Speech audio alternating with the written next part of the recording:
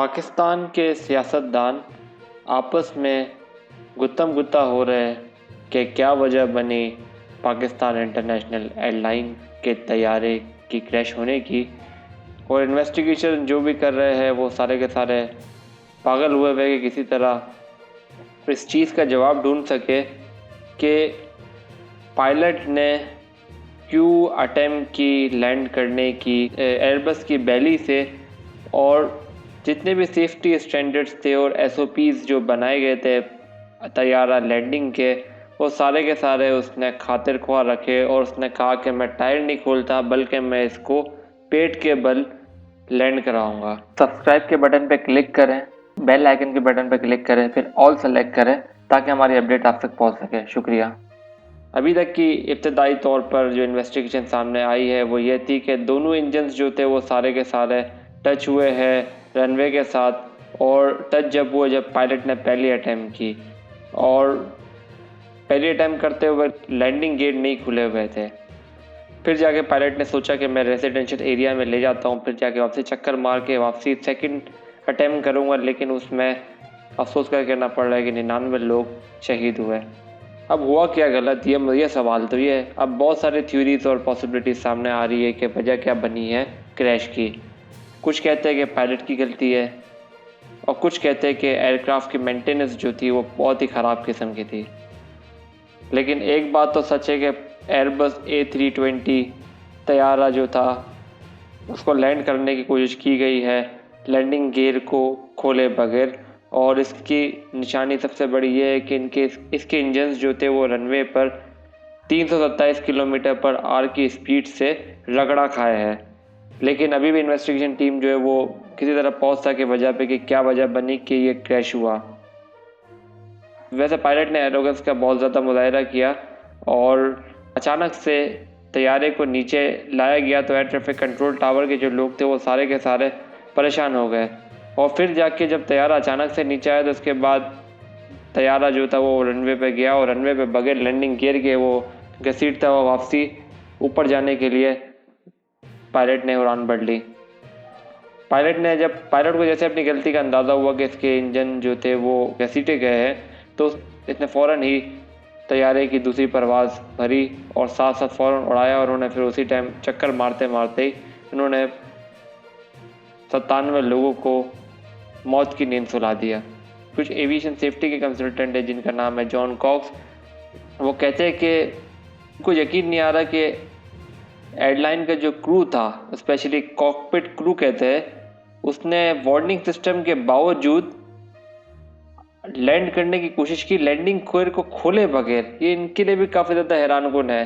और ये पाकिस्तान में तो ऐसी चीज़ें आम सी है क्योंकि यहाँ पर तो परिंदा लग जाता है तो जहाज़ जो है वो चला लेते हैं। लेकिन जॉन कॉक्स साहब जो काफ़ी ज़्यादा माहिर है एविएशन सेफ्टी कंसल्टेंट कहलाते हैं, उन्होंने कहा कि क्या मजाक है कि बगैर तैयारे के अंदर वार्निंग सिस्टम मौजूद है, वार्निंग सिस्टम के बावजूद इन्होंने लैंड कर लिया, यानी कि पायलट के साथ कुछ ना कुछ मसला ज़रूर था, इससे पता लग रहा है। वैसे सेफ्टी चेकलिस्ट जो होती है वो जहाज़ के अंदर साथ साथ होती है, और यहाँ तक कि वो ऑटोमेटिकली इंजन को जो है बताती है कि आपने रुकना है, करना है। हर चीज़ पायलट खुद ही चला रहा है, ज़्यादातर ऑटो पायलट पे चल रही होती है। और साथ साथ कुछ मेल फंक्शन होता है लैंडिंग गियर के अंदर, तो वो उड़ान बढ़ने से पहले ही बता देता है कि भाई आपके जो लैंडिंग गियर है वो लॉक हो गए। अब पायलट साहब जो हमारे थे उनके एयर ट्रैफिक कंट्रोलर के साथ जो गुफ्तगू लीक हुई है और जो बताई गई है हमारे, उसमें ये बात थी कि उन्होंने ऐसी बात की नहीं है। उन्होंने बस आखिरी में कहा कि मे डे मे डे मे डे, और उसके अलावा इन्होंने ना इससे पहले कोई बात की ना इसके बाद कोई बात की। और ये अजीब सी बात ये थी कि जब इन्होंने लैंडिंग अटेम्प्ट की तो अगर मिसाल के तौर पे किसी जहाज़ का लैंडिंग गियर नहीं खुलता तो वो अटेम्प्ट करता है तो पहले एयर ट्रैफिक कंट्रोल टावर को तो बताता। ये जो एयर ट्रैफिक कंट्रोल टावर की जो रिकॉर्डिंग होती है इंटरनेशनल वेबसाइट पे अवेलेबल है, तो आप इसकी सुन भी सकते हो कि उन्होंने बताया नहीं कि मैं इमरजेंसी लैंडिंग कर रहा हूँ। यानी कि इन शॉर्ट ये अगर इस तरह की हरकत ना करते जो पायलट साहब की जानिब से हुई, जो कॉकपिट क्रू की जानिब से हुई है, उस टाइम शायद इस तरह का बड़ा हादसा पेश ही ना आता। और एयर ट्रैफिक कंट्रोल टावर की मैं एक और बात जो आप डाउनलोड कर सकते हैं खुद भी, उसमें ये बात थी कि एयर ट्रैफिक कंट्रोल टावर ने पायलट को कॉशन किया कि आपका जो जहाज़ है वो बहुत ज़्यादा हाई है, कह रहे कि ऊंचाई पर है, आप पहले नीचे ले आए ताकि आप स्पीड से बिल्कुल अचानक से ना गिरेंगे। लेकिन पायलट ने कहा कि हम लोग कंफर्टेबल है, हम लोग करेंगे लैंडिंग।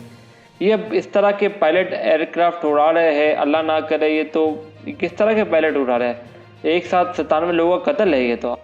और 2 एयर ट्रैफिक कंट्रोल टावर से जो डेटा मिला है वो 2 जो है वो बहुत बड़ी गलतियां पायलट की तरफ से सामने है। पहला तो ये था कि लैंडिंग गियर को उन्होंने खोला नहीं, और दूसरा ये था कि इन्होंने इतनी ऊंचाई पे थे इनका जहाज़ के जब रनवे के करीब पहुंचा, लेकिन इसके बावजूद भी इन्होंने नीचे नहीं किया और ऊपर से कहने लगे कि आई एम कंफर्टेबल और मैं 25 लेफ्ट पे लैंड करूंगा, जो रनवे का नंबर है। और अजीब सी बात यह है कि अगर आप किसी भी पढ़े लिखे लोगों से पूछो जो जहाज़ के बारे में मालूमात रखते हैं, तो आप अगर इतने तेज़ी से जहाज़ उड़ाते हो और स्पेशली इतनी तेज़ी से नीचे लाने की कोशिश करते हो अचानक से, तो ये दूसरा एक बॉन्डिंग का एक तरीक़ेकार है कि आप जो है बस आप समझिए कि आप जहाज़ को तबाह कर रहे हो, साथ साथ 97 लोगों का कत्ल भी कर रहे हैं। और ये सारा का सारा डेटा जो हम बता रहे हैं वो लाइव atc.net पे भी अवेलेबल है, आप खुद सुन सकते हैं।